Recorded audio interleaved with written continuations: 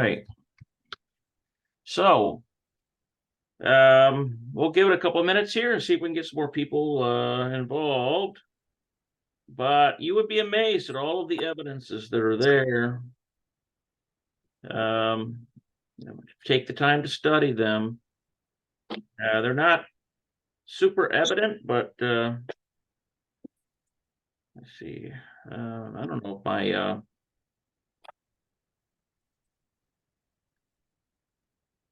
my thing got started or not. Let's find out. Live on Facebook. Okay, we'll try her again.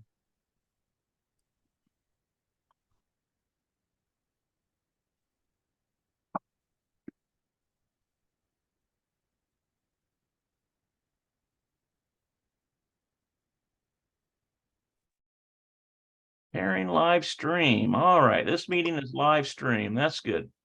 That's what we need.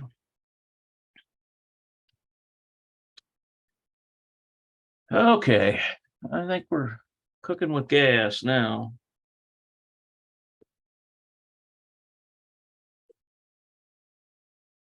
Okay, so welcome here to the Lilith study. We're going to continue looking at some of these evidences. In particular tonight, we're going to study what's called equidistant lettering sequence.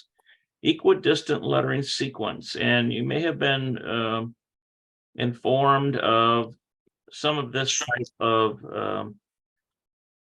basically it's decrypting scripture at a deeper level. And so the basic subject matter we're covering tonight is more information on the idea of how did the giants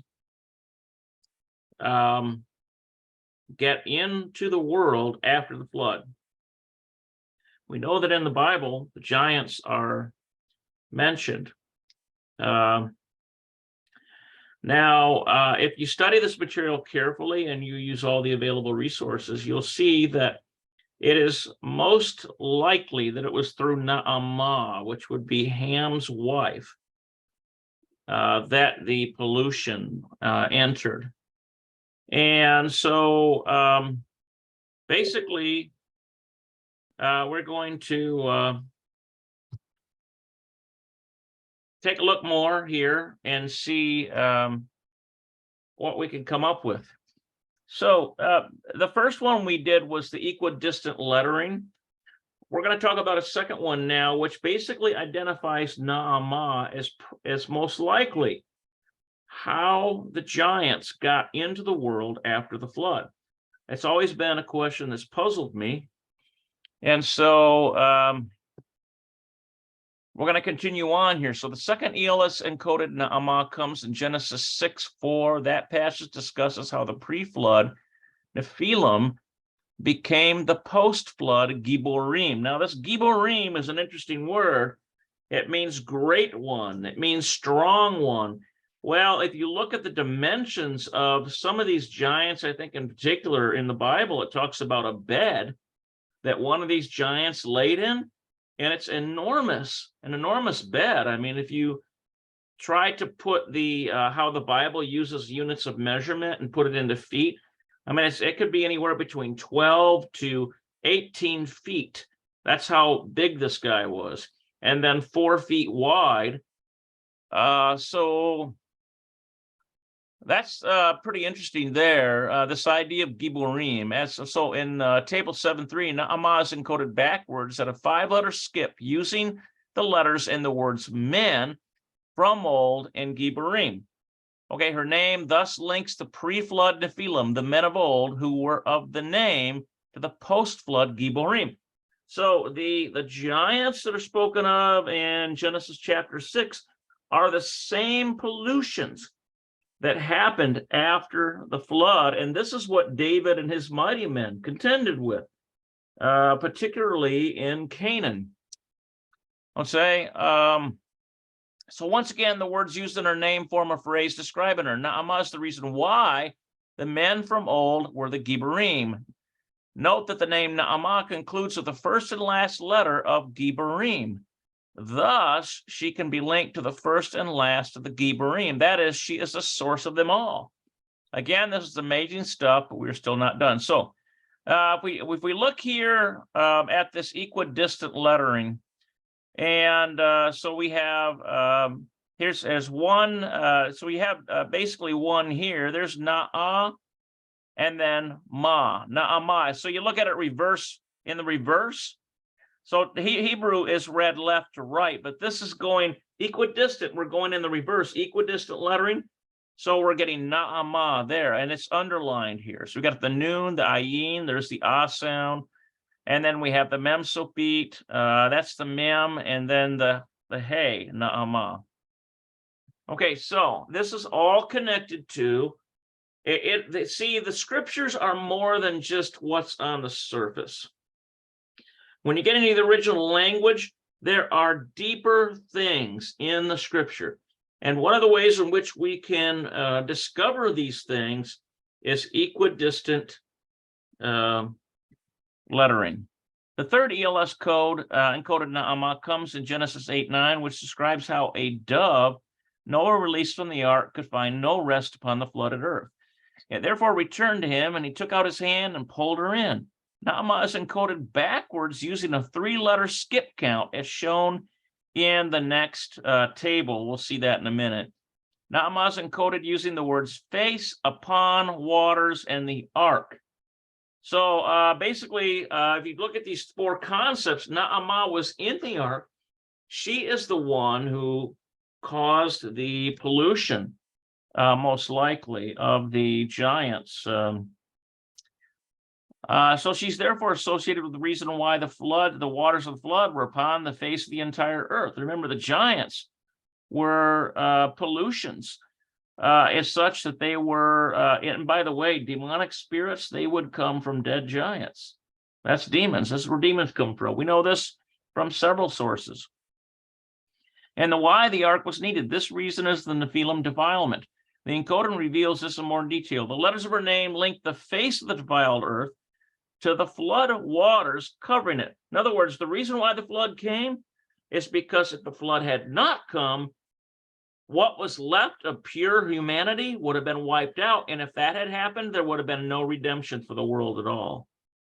Messiah's line, his very line, would have been threatened and destroyed and polluted. So this is what this is addressing. Okay, so the reason is the Nephilim defilement. The encoded reveals this in more details. The letters of her name link the face of the defiled earth to the flood waters covering it. And then they link those waters to the ark. Thus, Na'amah's encoded name links the defilement upon the face of the earth through the flood waters to the ark. The defilement on the face of the earth that brought about the cursing of the floodwaters was attached to, let me see if I can get rid of this. I wonder if I can get rid of this here. I want to get rid of this, this thing that's driving me nuts. How do we get rid of this? Somehow we need to get rid of the,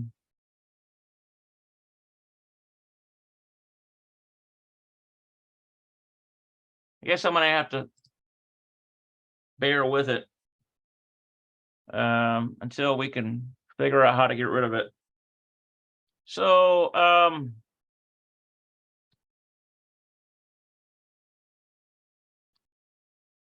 see where we're at here. Yeah, I think we were here, if I remember correctly. Okay, so the encoding reveals this in more detail. The letter of her name linked the face of the defiled earth to the floodwaters covering it. And then they link those waters to the ark. Thus, Na'amah's encoded name links the defilement upon the face of the earth through the floodwaters to the ark. The defilement on the face of the earth that brought about the cursing floodwaters was attached to the ark through her. So the defilement of the Nephilim genetic code got into the ark through Ham's wife, most likely. Finally, once again, the used words to spell her name for him, a phrase describing Na'amah, and suggests she was aboard the ark. She was the face upon the waters of the ark. To be a living face upon the waters, I think what I'm going to do here is, I didn't realize that that program would do that to me. So I'm going to get rid of it. Cannot minimize Zoom. You are recording this session. Okay, so how do I get rid of programs? We need to add and remove programs, and we're going to get rid of that. See, that is Telegram, I think. That Telegram is driving me nuts. Uninstall. That's one way to get rid of a problem. All right. Now we'll get back and hopefully we won't be interrupted anymore. All right. So,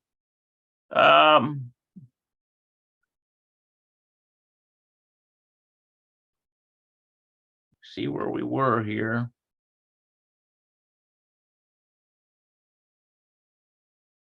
There it is. Okay, so we are here. The defilement on the face of the earth that brought about the cursing floodwaters were attached to the ark through here. Finally, once again, they used the words to spell her name, form a phrase describing Na'amah, and suggests she was aboard the ark. She was the face upon the waters of the ark. To be a living face upon the waters of the ark implies she was above the waters, and thus aboard the ark. Remember that everyone else, all the other Nephilim, were destroyed under the waters. The flood destroyed them. And so their disembodied spirits were defiled spirits, and so they were demons. The book of Jubilees points this out too, by the way. And also the book of Enoch goes into detail on this. Okay, so now there's a third encoded here, and this is the one we were talking about. So here it is. And she returned upon him to the ark, for waters were upon the face of all the earth. Okay, so when it talks about this dove, there it is. Nun, Ayin, Mem, Hey, Na'amah. Na'amah, that would be Ham's wife. So it's all of these things, they go beyond something that just happens. There is a design here in this code, and it gives us clues as to how the giants made it into the post-flood world. So the encoding of Na'amah's name in Genesis 8:29 is fascinating on another level.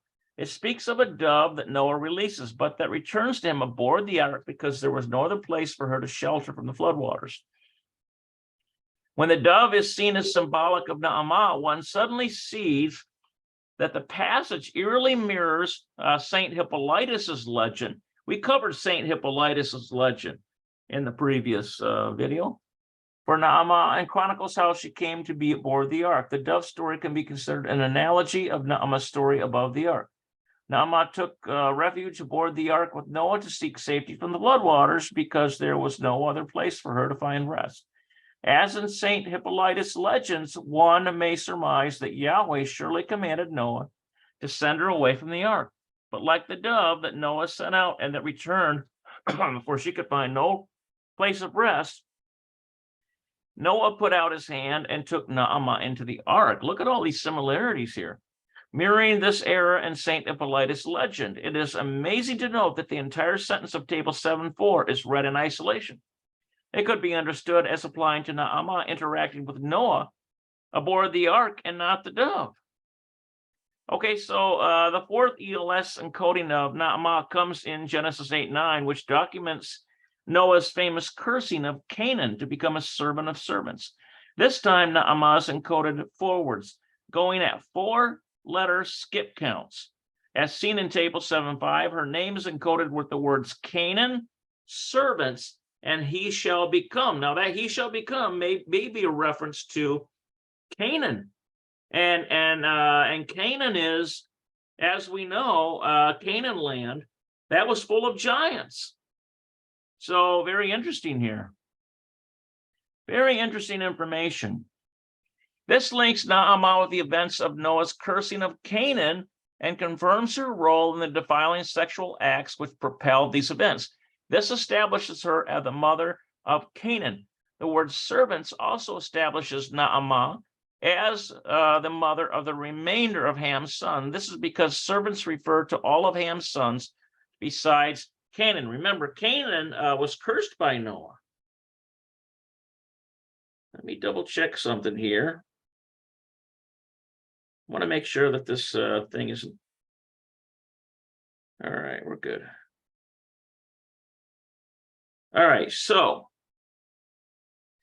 once again, the words used to encode Naamah's name form a phrase when ordered according to her name spelling. They relate that Canaan shall become servants. This implies Canaan's lineage shall become as dilute as the mundane defilement of Ham's other sons. Remember, servants, possibly disappearing completely as a standalone lineage. This is reference to Israel's later successful holy war against.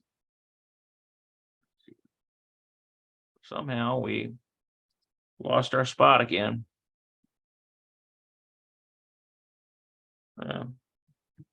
Welcome, Vicky. Let's see where we're at here. Let me get back to that. There we go.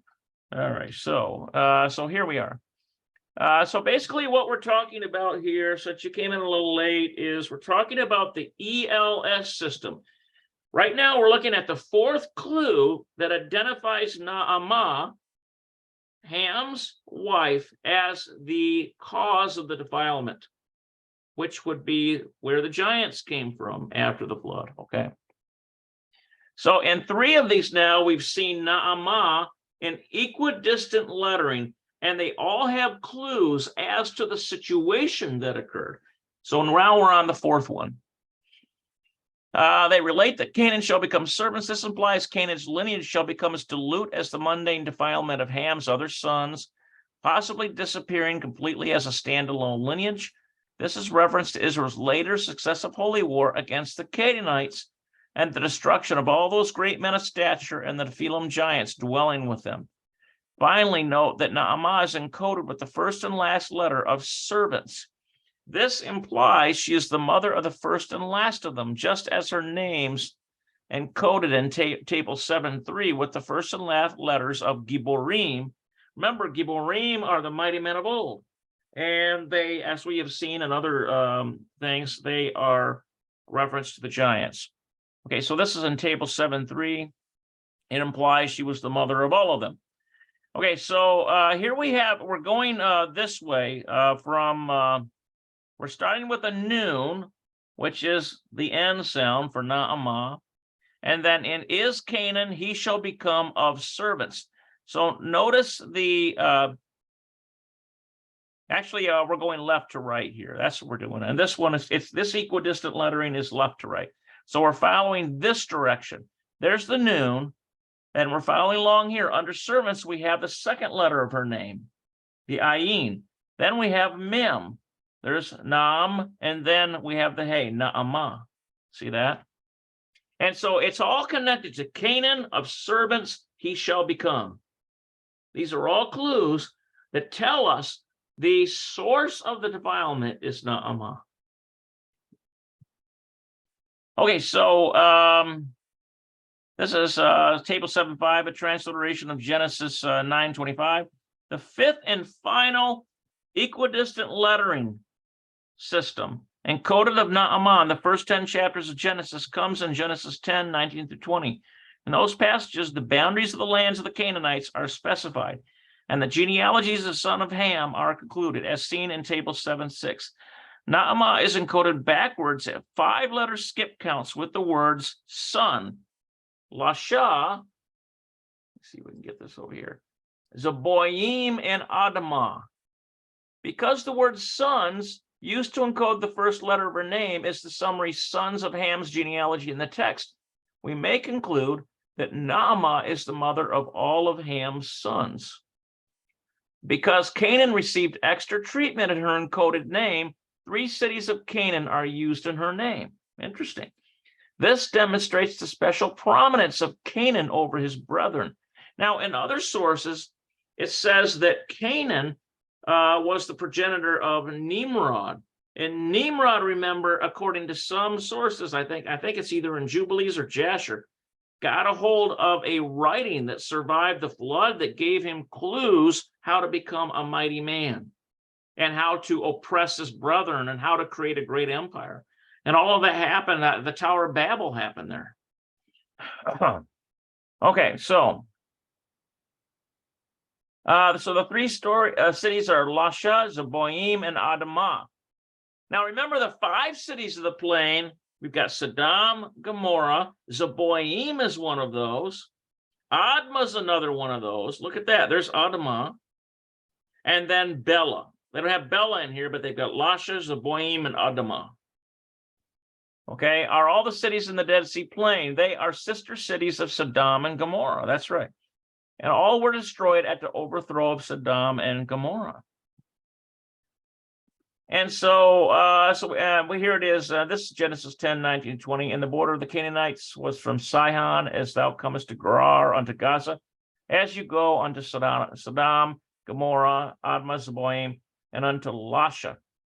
These are the sons of Ham after their families, after their tongues, in their countries, and in their nations.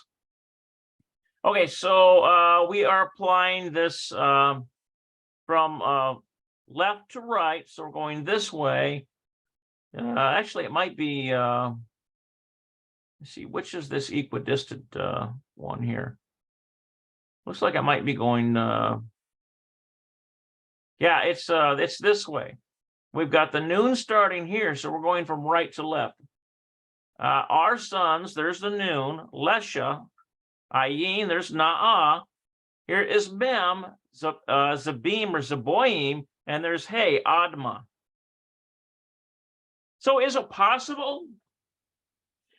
Excuse me. With this, give me a minute here. I've still got a little bit of a cold. Wait, they.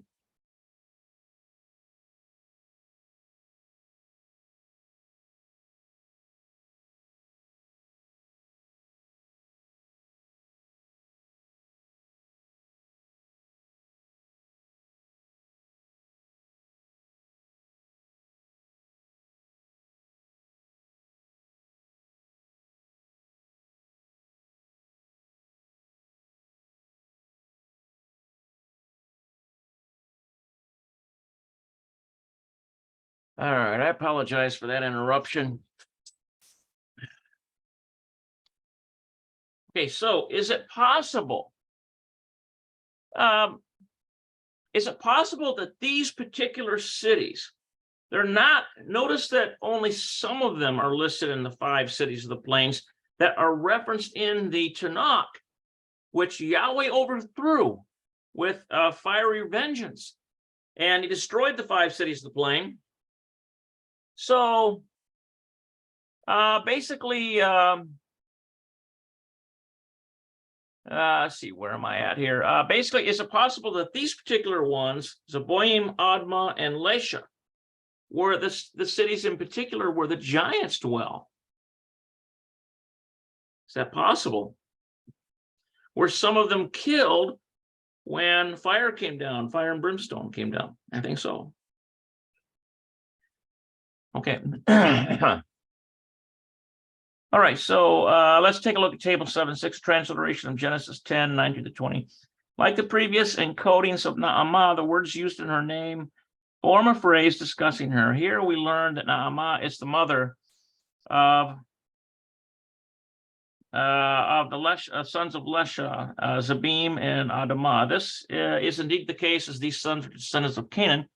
However, much more can be gleaned from this encoded statement when the literal meaning of the cities are inserted. Okay, so according to the Judicious lexicon, Lesha is from an unused root meaning to break through. It may have been used the name of the city because of fissures in the ground where hot springs broke through to the surface. Interesting. Zabim or Zeboim, depending on how it's pronounced. Actually, this is a bet and a yod here, so it's a diphthong. So it'd be oi, Zeboim.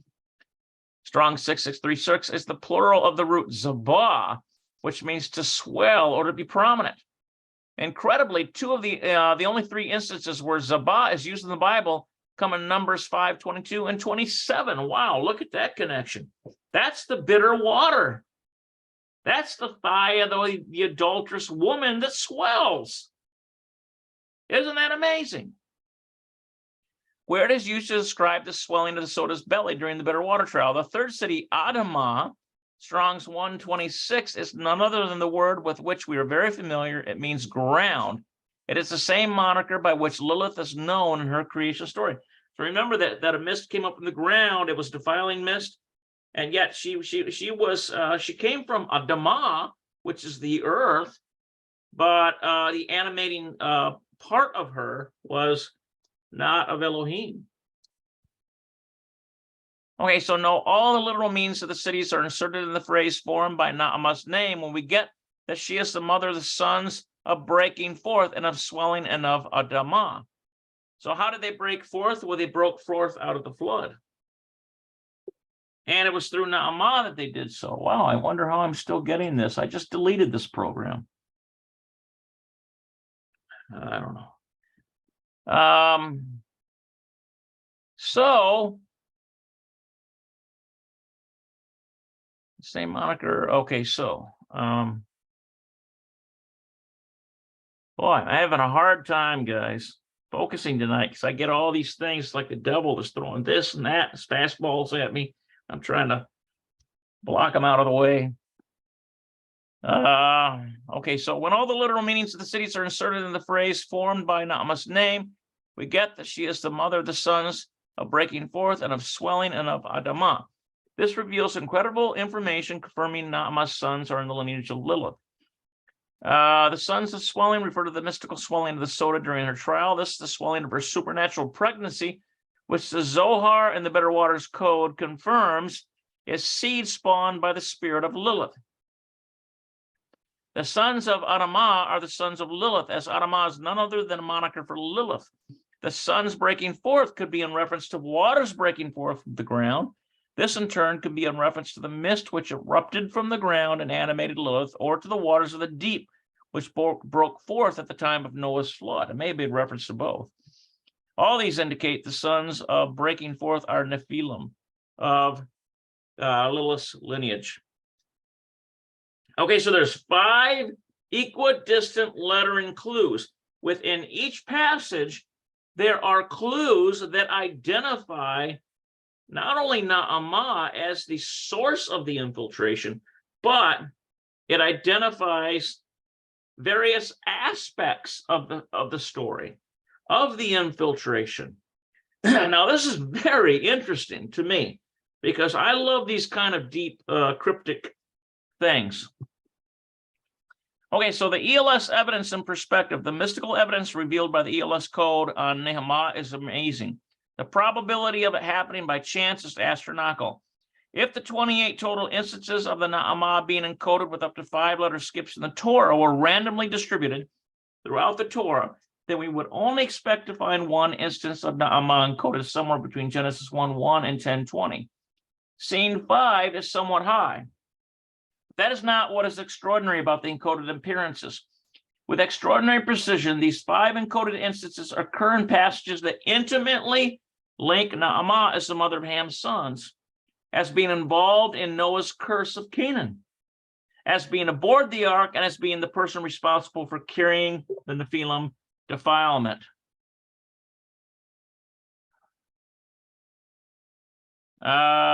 From the pre-flood Enosh Hashem, men of renown, to the post-flood Giborim, mighty men. The precision of the encodings cannot be explained by chance. Okay, I'm going to try to make one more attempt. Now, this shouldn't be doing this to me here.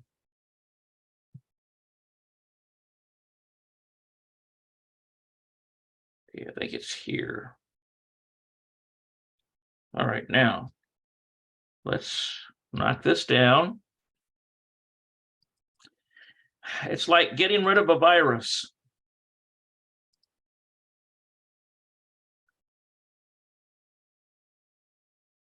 trying to get rid of this telegram.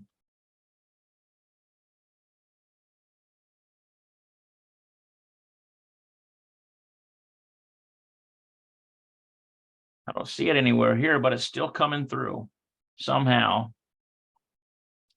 I guess I'll just have to suffer with it.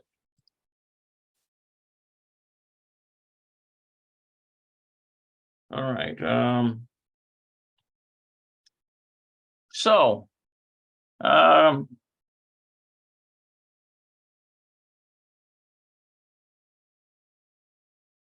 Okay, so the passages in which the name Na'amah are encoded are almost indisputably optimal for relating the key information on her. If almost given the task to select 5 places in which to encode Na'amah's name in order to relate key information about her, then one would select essentially the locations where her name is found encoded. Now, this is why, this is why I don't agree with some people who like to tear the Bible apart and they use German higher criticism. Because when you look at this stuff, this is proof that truly people were moved by the Ruach HaKodesh. They were moved by the Ruach HaKodesh and to write this stuff. Because how else can you have equidistant lettering sequences?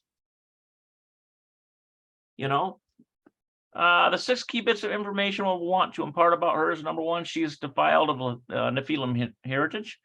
She is aboard the ark. She is the mother of Canaan through Noah, and she is the mother of all of Ham's sons. She is responsible for the post-flood Nephilim. She is in the lineage of Lilith, and not just the mundane lineage of the Watchers. The first encoded appearance concerning the serpent in Genesis 3:2 accomplishes number 1 and number 6. The second encoding concerning the Gibborim in Genesis 6:4 accomplishes number 5. The third encoding in Genesis 8:9 concerning the dove and the ark accomplishes 2 and 5. In other words, you see all of these conditions about Na'amah. They're all showing up in these equidistant lettering instances. Okay, so then the fifth encoding concerning Ham's genealogy and Canaan's boundaries accomplished 1, 4, and 6. So look at all of these evidences here. I think this is just amazing to identify where the infiltration came in. All right, so the unlikenesses of the optimality of the encoded Na'amah's locations is revealed with a little study. Consider Genesis 10:19 through 20, encoding, identifying Na'amah as the mother of Ham's sons. In the entire Bible, there is listed only one genealogy of Ham's descendants. It runs from Genesis 10:6 through 10:20. The encoded name of Na'amah not only finds this small set of verses, the encoded letter Nun of her name links her to the sons of the entire genealogy's concluding summary statement. Genesis 19:20 is the only location within the Torah for Na'amah's name to be encoded to show she is the mother of all of Ham's sons. Consider the encoded appearance of Na'amah's name in Genesis 9:25. That passage reveals that she is involved in the event of Noah's nakedness being uncovered that causes Ham's cursing. This verse is one of only 5 passages in the Torah that can be used to show Na'amah's involvement in the episode. The others being the sister passages, Genesis 9:21 to 24. Yet the encoded name found it. Furthermore, this verse is arguably the optimal passage of the 5 for showing how Na'amah was integral to the event. One might argue that verse 21, where Noah uncovered himself in her tent, could be the optimal verse, but that passage would not prove she is responsible for Canaan's cursing. Noah is just as guilty as Na'amah for committing the sinful act. Now that, I'm not sure, but maybe there is. He was unwitting. He was drunk. So, yes, from a genetic standpoint, he may be the father of Canaan, who was cursed. But yet it's presumed that Na'amah returned back to Ham and had children thereafter. So, interesting there. One could argue that there are many candidate passages in Genesis that could link an encoded Na'amah to the ark. This may be true. However, the precision of the third encoding in Genesis 8:9 is fascinating for the precision of information it relates. Her name links the face of the earth the flood and the waters covering it, and the ark. Her name indicates the defilement on the face of the earth that brought about the cursing floodwaters was attached to the ark through her. Furthermore, her name is encoded within the episode of the released dove, which mirrors Naamah's story in getting aboard the ark. For all intents and purposes, Genesis 6:4 is indisputably the optimal passage to reveal Naamah as the source of the post-flood Nephilim. The entire account of the Nephilim in the Torah consists of only 4 passages, in Genesis 6:1-4 and Genesis 6:4. It's the only passage that speaks of the post-flood Nephilim. Naamah's name links to the men of the name and original Nephilim to the post-flood Gibborim, or mighty men. One might think there are many passages of the Torah that could link Naamah to the serpent, whose title is the only direct mention of Lilith in the Torah. However, there are not, because Naamah's association with the serpent is one of cooperation or seduction. There are precious few verses concerning the serpent's name that can do the job. I hold there are only 3 passages, Genesis 3:1, 3:2, and 3:4, that show the serpent in a cooperative or seductive relationship with a woman. Notice that discussion that was going on with Eve, that there was the serpent was having a discussion with her.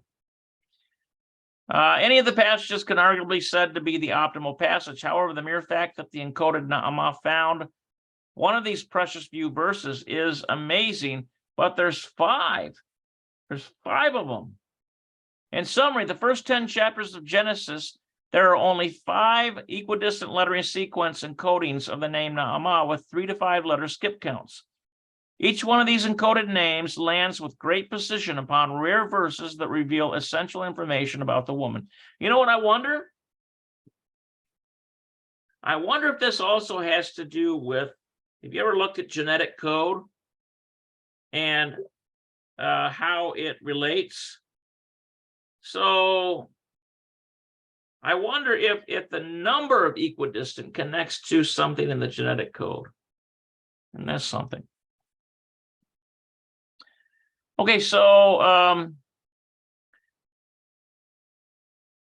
let's see here. Each one of these encoded names lands with great precision upon rare verses that reveal essential information about Naamah. Even the alignment of the letters of her encoded name is tuned to hit the key word within the passages to form informative phrases.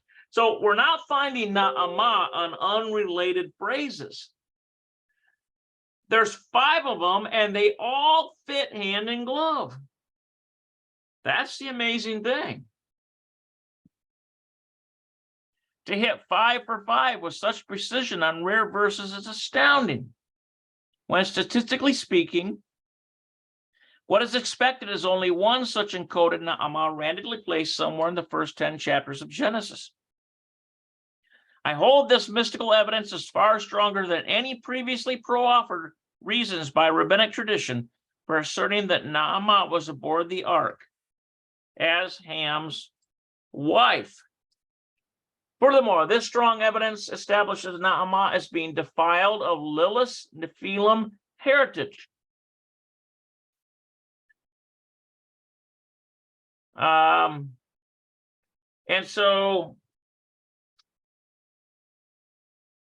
as being the source of post-flood Nephilim. So we had a discussion in one of our studies, and let's see here.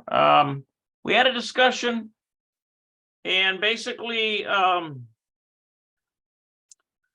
we were talking about the various possibilities of how the giants came into the world after the flood, and exactly the mechanics of how that worked. Well, this appears to show 5 very strong evidences that it was Naamah who brought that defilement into the ark. Okay, so now we're going to take a look at this mystical evidences from Flu's codes of the Torah The remarkable equidistant lettering sequences findings above are not the only encoded mystical evidences of identifying Na'amah in the Torah. Much of mystical evidences in the Bitter Water Code, that's another book that he's written, concerning the bitter waters of the Soda trial arises from the flues, which is the first letter every word sequence cipher. First letter every word sequence cipher. That's what that stands for. One might expect that code to reveal information about the name of Na'amah. It does, and emphatically. There are only two first letter equal every word sequence ciphers encoded spellings of Na'amah in the entire Torah. In the first, her name is spelled going forwards, and then the second is spelled going backwards. Isn't that interesting?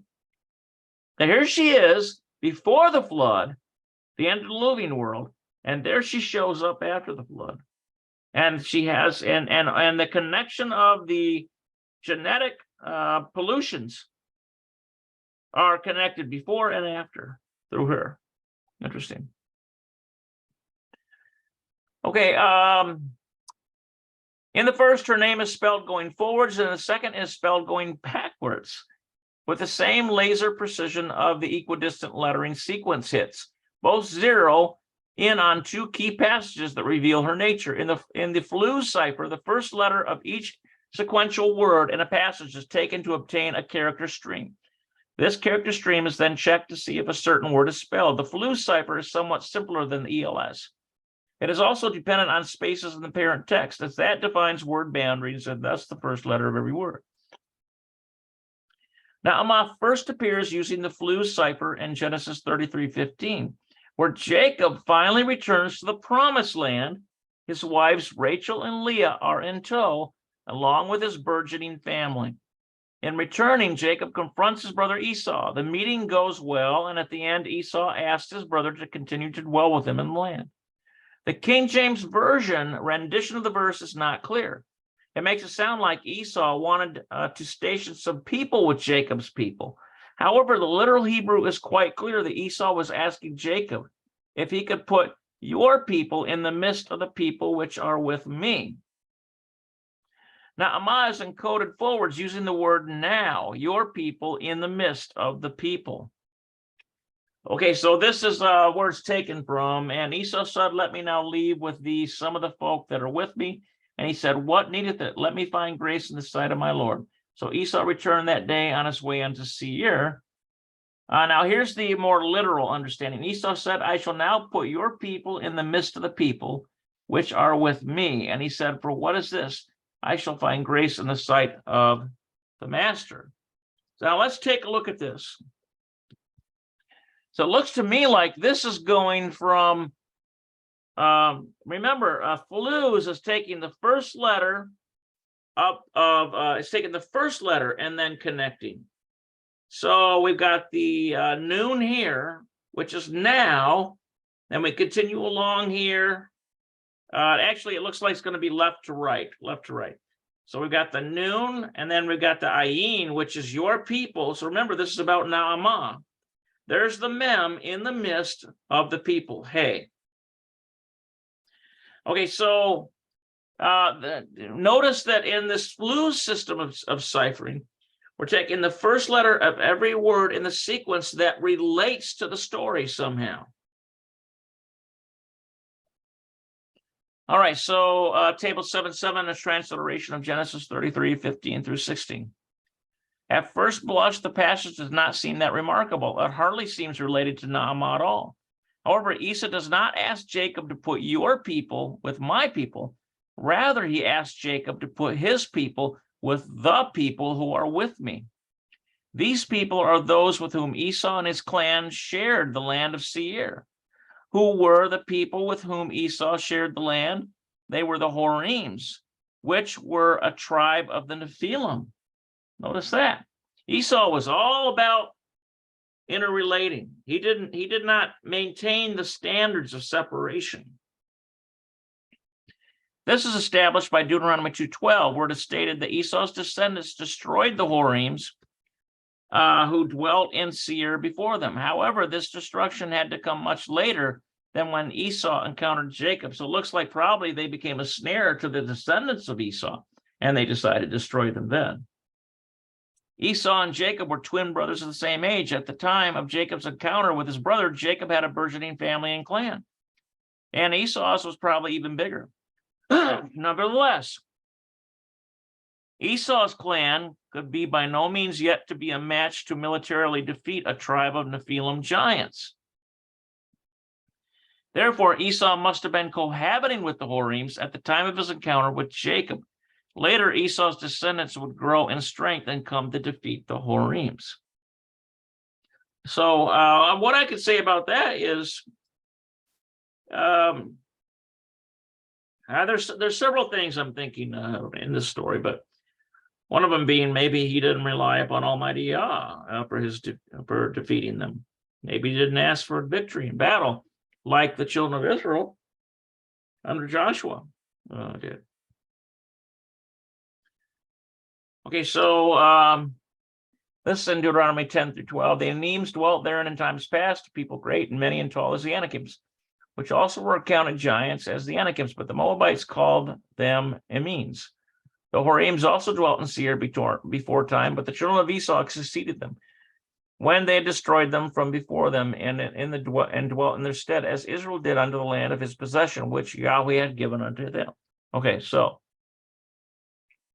Esau's entreaty that Jacob to dwell with him in the land might be understood as a hope of a military alliance, such that the two might stand against the giants.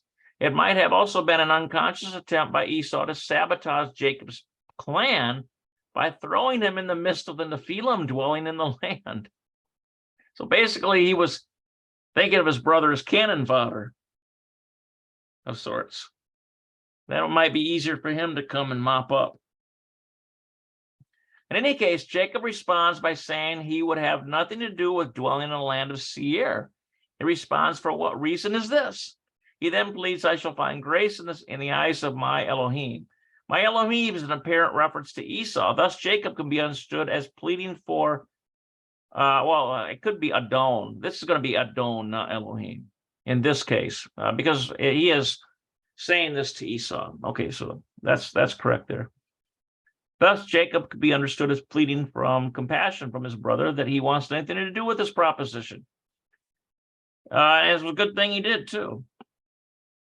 However, it's fascinating to note the first time the phraseology of finding grace in the eyes of a superior in the Torah comes in Genesis 6:8. There, just after Yahweh declares that he would destroy the Nephilim from the face of the earth with Noah's flood, the passage states that Noah found grace in the eyes of Yahweh. And so it looks like Noach Metzah hen Anani Yahweh. Okay, so meaning that he and his family would be shown mercy and survive across the flood to be saved from the Nephilim. Likewise, Jacob would find grace in the eyes of my Adon, which would be Esau in that case, and be saved from the Nephilim destruction by not dwelling in the Horim's midst. There's also an interesting poetic wordplay in the passage. The word for my Lord in the phrase Adoni is used, is often used in reference to Elohim in the Bible. So Jacob could easily be understood as saying he would find grace in the eyes of Elohim. Most closely matching Noah's case. Now, isn't that interesting? Look at all these connections here. This is stuff that I never conceived of. There's so many interesting things I'm getting from this book. Okay, so Naamah's name is encoded with the words, now your people in the midst of the people. That again forms a phrase that is revealing about her. She is the reason why that when Jacob returned to the land of Canaan, your people, Jacob's people, are in the midst of the people. That would be the Horim giants in the land. She is responsible for the Horims. That's Naamah, who brought this genetic code into the post-flood world. And although Jacob does not dwell with Horims this year, he is still surrounded by Nephilim in Canaan. That defiled race would not be decimated in the land until Israel's holy war. And that was during the time of Joshua, right? And not eliminated until the time of David. They were still there all throughout the days of the judges and many of the kings. Well, actually not many. They were there during Saul's reign. He didn't destroy them, but David is credited with destroying them and his mighty men. So think of the understanding that David must have had of the Torah to get the subtlety of what was so incredibly wrong with the world in which he lived, that he made it a point to send his mighty men to destroy this corruption.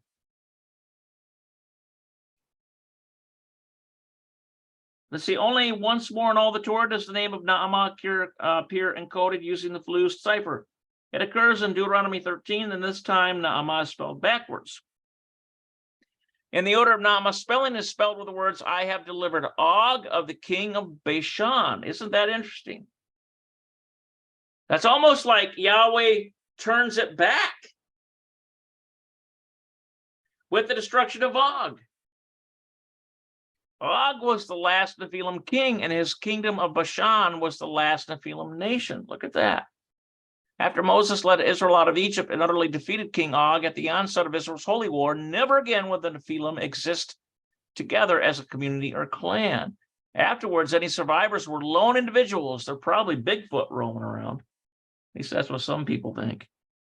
Or very small groups scattered like refugees among the cities of Canaan. Obviously, we know some still existed because, I mean, look at the the stories of some who, but they never existed as a nation. However, these lone warriors were fierce, and they were the captains and heroes of foreign armies. The last reported giants were in King David's time, or perhaps the last were slain by his mighty men in that era. There may have been some, just a few that slipped through. I don't know. Okay, so here it is, and the rest of Gilead and all Bashan, being the kingdom of Og, gave I under the half-tribe of Manasseh, all the regions of Argob, with all Bashan, which is called the land of the giants. So, okay, so we take a look at this here, and it's reverse. So here's the I have delivered, here's the noon in Naamah's name. Here's the ayin of Og, I have delivered of Og. The Bashan, that would be the community that he is head of, right? Wait, we missed one here. The kingdom, there it is, the kingdom. There's the mem, Naamah. There's the hay. The kingdom, the Bashan. So we have Naamah in these four concepts. We have, I have delivered of Og, kingdom, the Bashan. And they all relate to the infiltration of the Nephilim lineage through, well, what is the equidistant, what is the Fluz in this case? Spell Naamah, the wife of Ham. Okay, so here's a summary list of evidences for Ham's wife bearing the post-flood Nephilim corruption. Before leaving the topic of Naamah as the wife of Ham and the source of post-flood Nephilim defilement, I think it is useful to review all the evidence we have that this is indeed the case. Below, I have summarized 16 evidences supporting this case. I feel that in total, they are very convincing. Okay, so number one, numerous evidences in a strange episode recorded in Genesis 9:20-27, in which Noah gets drunk and uncovers his nakedness, indicating that Noah had illicit sexual relations with Ham's wife, and thereby fathered the cursed lineage of Canaan. Number two, First Enoch states that Noah and his sons sired the post-flood giants through normal sexual relations. Interesting. I'd like to see that. I don't know if we saw that already or not. We probably did. Noah's curse upon Canaan to be a servant of serpents mirrors the curse Elohim gave to the serpent's seed to be the lowest of all cattle. This curse implies all of Ham's lineage were cursed to be servants, and that Canaan was cursed above all others. This is consistent with Ham's wife being defiled of the Nephilim lineage, and Canaan being the firstborn of this lineage with Noah. Number four, Canaan's name means to be brought low. Interesting. Now that I didn't know. Canaan's name means to be brought low. This name is consistent with the nature of his cursing. It is also similar in meaning to the root Nephilim or Nephal, which means to fall down or fallen one. Yeah, fallen one. Look at that. All the post-flood tribes of Nephilim listed in the Bible cohabitated with the descendants of Canaan in and around land of Canaan. You ever hear this objection from people? Yahweh is a mean, bloodthirsty God because he wiped out some of these cities in Canaan and killed every man, woman, and child. Didn't take any captive. Does this become clear now why that might have been the case with the understanding of the Nephilim defilement? That's something to consider. But these people who have no clue about the Bible or what it teaches, they spout off nonsense. They don't understand. This implies the Nephilim ascended out of the ranks of the Canaanites. Number 6, the report of the Israelite spies in Numbers 13:22 suggests the Canaanites were related to the Nephilim in their midst. There probably was intermarriage going on. The spies call all the Canaanites in the land men of great stature, even those not of the Nephilim lineage of Anak and called giants. This shows a common corrupt lineage between the Nephilim and the Canaanites. So that's why they had to be wiped out, utterly and completely. The Canaanite lineage bore a special corruption that caused Yahweh to call for their complete destruction. Upon Israel's entering in the land after their wilderness travels, Yahweh commanded Israel to execute a holy war to exterminate all the Canaanites from the land, even the women and children. None was to survive or intermarry with the Israelites. This was the only holy war to which Yahweh ever commanded Israel. And its sole purpose was for cleansing the Canaanite defilement from the promised land. This Canaanite defilement is reflected elsewhere in the Bible. In Genesis 27:46, Rebekah warns that her son Jacob could not take a wife of the daughters of Heth, the firstborn of Canaan, or her life shall be lost. Interesting. Indeed, no wife was ever taken from the Canaanites in Israel's lineage. Wives from outside the land were found for Isaac and Jacob. Now, do you understand why that was such an important matter? Wow, a lot of neat things here, huh, guys? The only post-flood Gibborim whose entire lineage is known is Nimrod. He can be directly traced to Ham and his wife. Nimrod was the firstborn son of Cush, the son of Ham. Nimrod is of exceptional prowess for a son of Ham, not from the lineage of Canaan. Wait a minute here. It says exceptional prowess of a son of Ham, not from the lineage of Canaan. The next text of Genesis implies Nimrod has a different mother than his own brother. She could possibly be of Canaanite origin. Isn't that something there? I never thought of that. Number 9, the race of Ham was the most energetic of all the descendants of Noah in the early times of the post-flood world. Nimrod was the first great king on the earth and the founder of the first great city of Babel. Nimrod and his tribe quickly forced the descendants of Shem out of the plain of Shinar. This overall prowess is suggestive of a Nephilim supercharge applied to the general population of Ham. Remember that they were much stronger. They were much more powerful. An ancient legend concerning Ham's wife, recorded by Saint Hippolytus, identifies her as being targeted by Elohim for destruction by the flood, but an error on Noah's part allows her to live.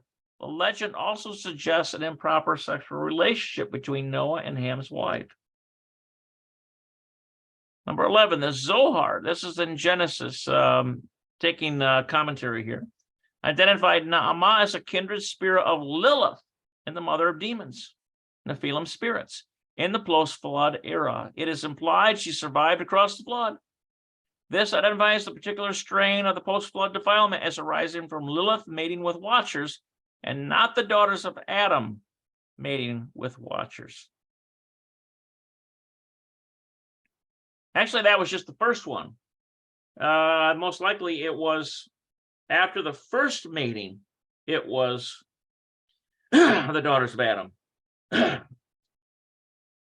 Because that's how Azazel came about, right? Now Azazel is that firstborn of Lilith and one of the watchers. And that is the representative of the defilement which the Yom Kippur ceremony seeks to reverse. When the high priest puts his hand upon the scapegoat and he says La Azazel, or Azazel. And then somebody leads that scapegoat out with all the sins of Israel, all the defilement of Israel.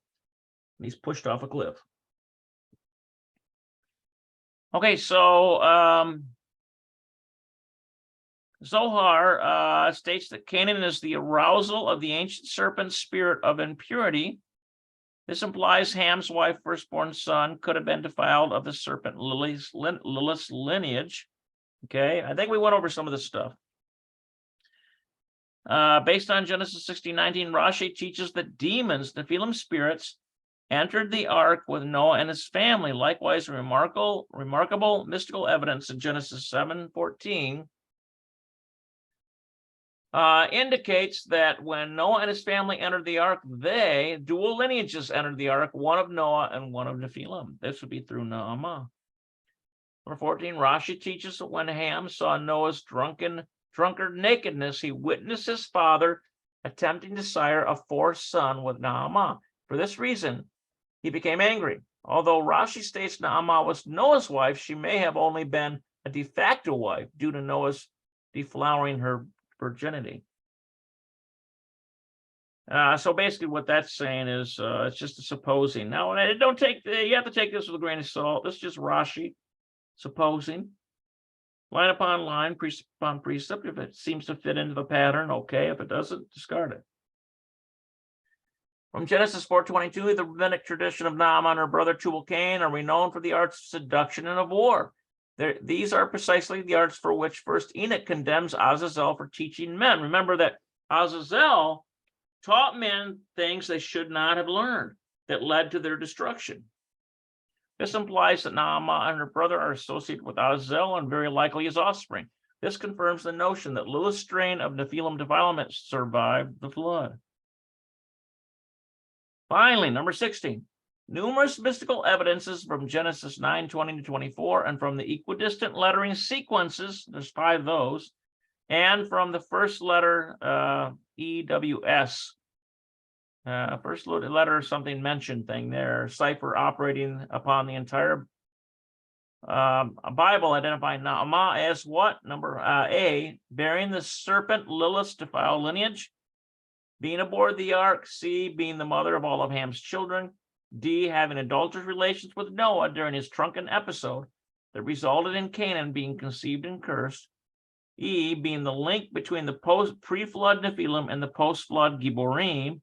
She is the reason why the Nephilim continue to exist post-flood as the Gibborim. Okay, so what I'm going to do is we'll put this here. This will be where I'll leave off next time. Let me see if I can get get that on there. Let's see if I can get all right, so that, I think that's pretty good. It's about an hour. We covered a lot of material there. And let's see, we've got some comments here.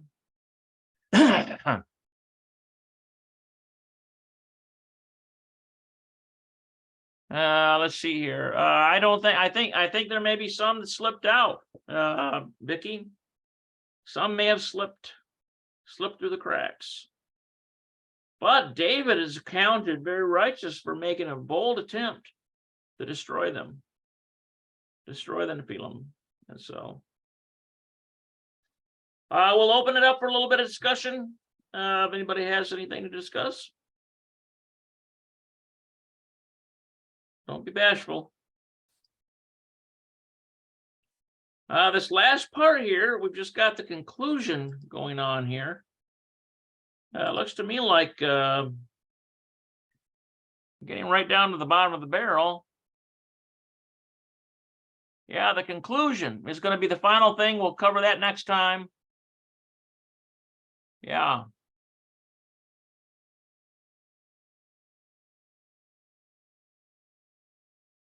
That looks right to me. What do we get rid of this here? Okay.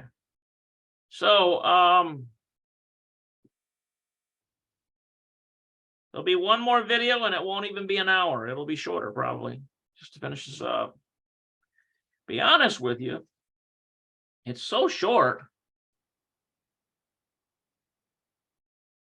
It is so short. Look at this here.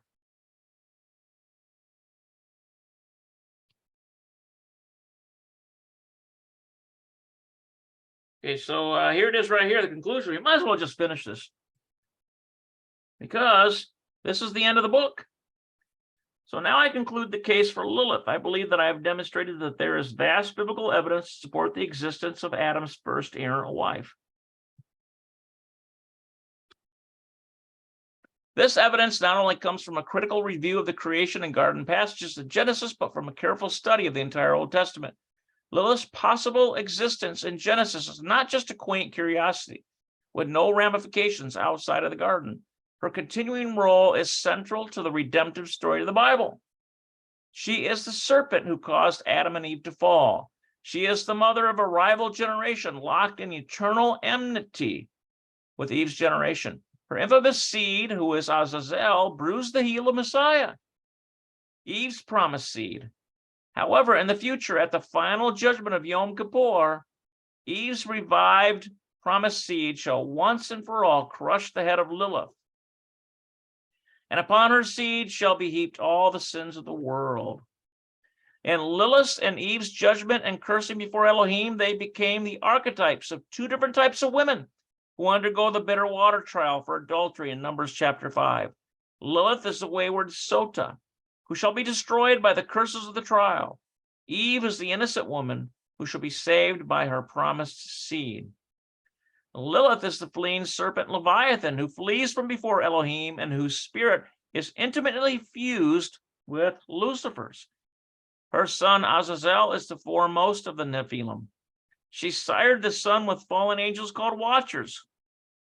And the great day of judgment on Yom Kippur, when the lots are cast, then the scapegoat sent to Azazel shall be the rejected sacrifice upon whom is cast all the sins of the world.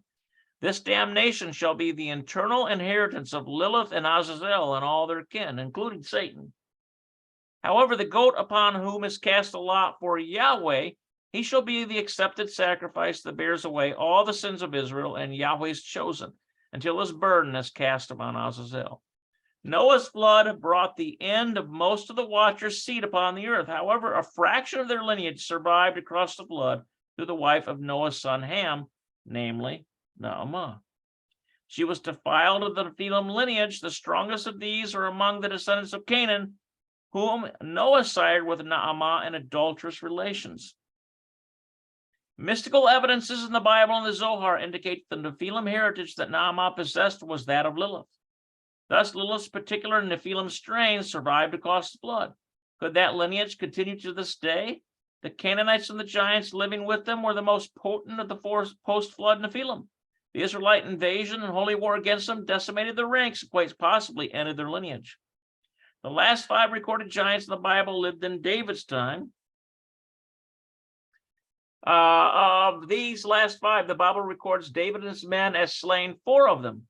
The fate of the 5th, the father of the 4, is not specified. Now, isn't that interesting? Maybe that's how they slipped through. Could the defiled lineage have survived past David's time? The Bible is silent on this. It mentions nothing of the giants again. However, the Bible never says that the dread lineage was destroyed. Consider the much broader lineage of Ham. It surely continues to this day. The less potent lineage sired of Ham with Naamah would be much diluted through intermarriage today. After Noah's adulterous relations with Naamah, did Ham discard her? Perhaps Ham took another wife. And the bulk of his heritage is from a daughter of Adam. But that might have very well happened.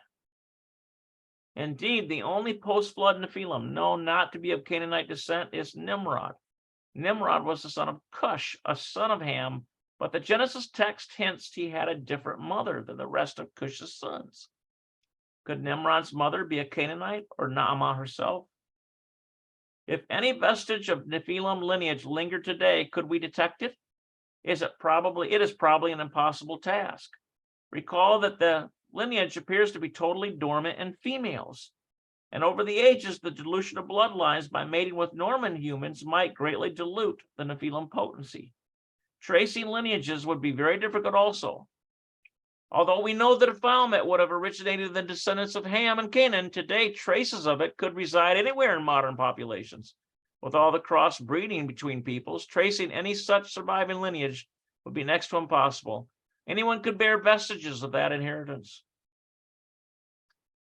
You know what I think? There's a psychological book written by a psychologist where it talks about, he uses the term evil seed for kids that are just so absolutely evil. There's a small portion in the population of kids that really, they grow up to be murderers. Many times they're stopped by society. And it's called evil seed, I believe. Perhaps Lilith's lineage does continue to the modern day. Perhaps this is the secret of Antichrist. Look at that. That he shall be one last great manifestation of this long dormant heritage. Azazel was the ultimate seed of Lilith's counter-generation to Adam, but Antichrist could be the modern end times remanifestation of it. Now, isn't that interesting? It does say that just as it was in the days of Noah, so shall it be in the days of the coming of the Son of Man. Maybe all these elements will be at play again. Is it possible? Possibly. Matthew 24:37-39 and Luke 17:26-27 hint at this possible reemergence. They state the time of Messiah's return would be like the days of Noah. I knew he was going there.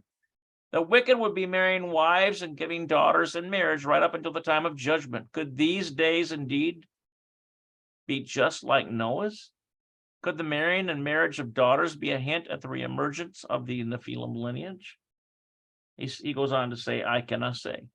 Does Lilith still linger with us even today? Does her revolt against Adam reverberate throughout mankind? For the nearest possible echo of that rebellion, look in the mirror. It could be you. Oh boy. That's a harsh statement, isn't it? Let's take a look at this last little poem here. Adam's Ode.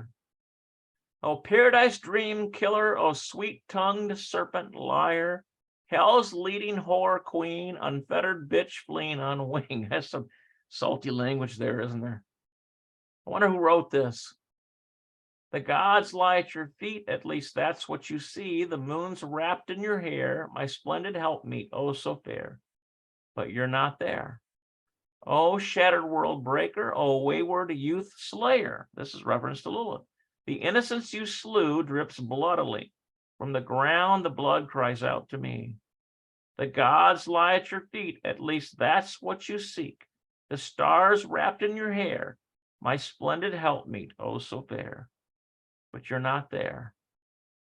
I'm caught up in the endless sea, bitter waves pushing over me. By faith, I make the passage through. Now the bitterness returns to you. And you shall lie at Yahweh's feet, and all the world shall see when is unloosed in your hair the wayward whore once so fair, and you're not there. Wow. Isn't that? I'd like to see who wrote that. I don't know if they've got that information in here or not. Who wrote that ode? I wonder if that's his own thing there. All right, guys. So that is it.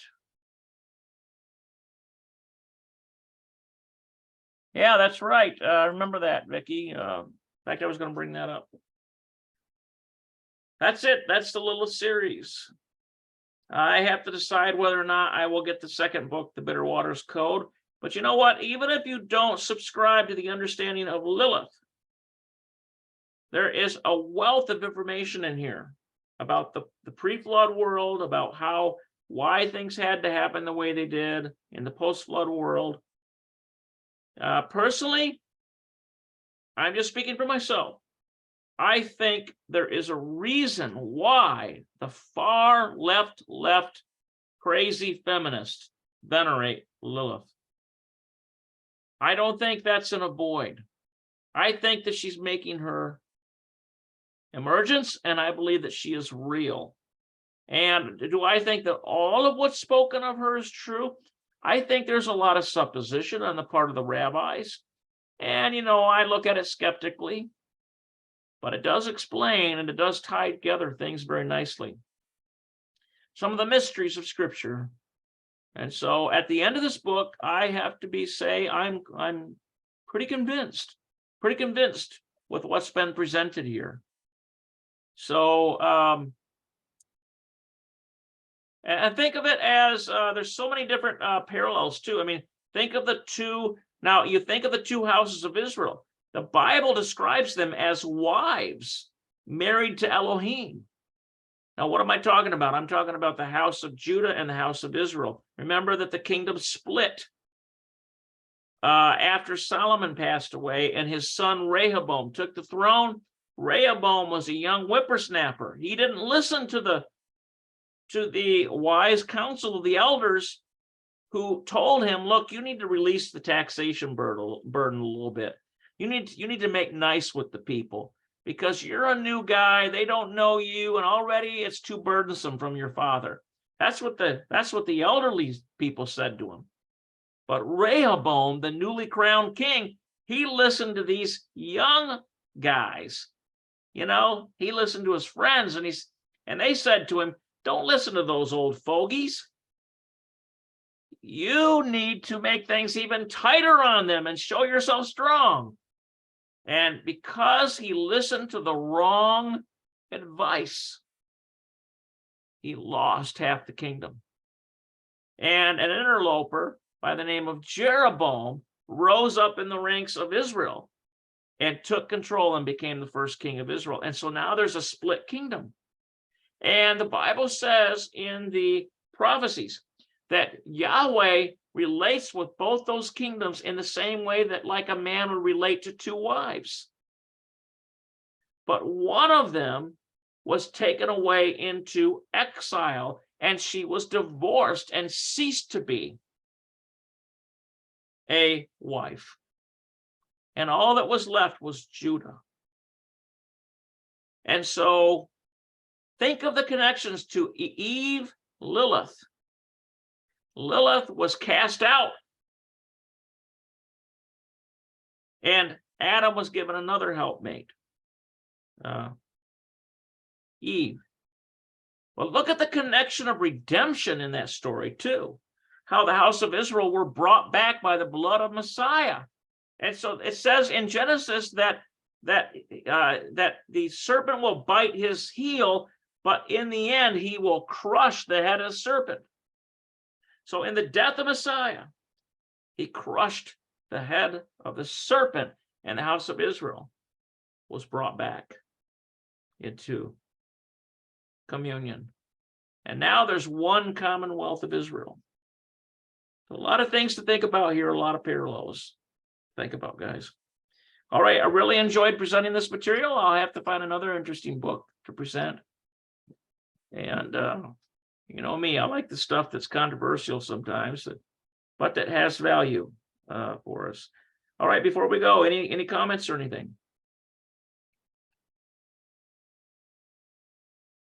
Voice getting a little hoarse. All right, God bless you all. Thanks for joining. Shalom, shalom.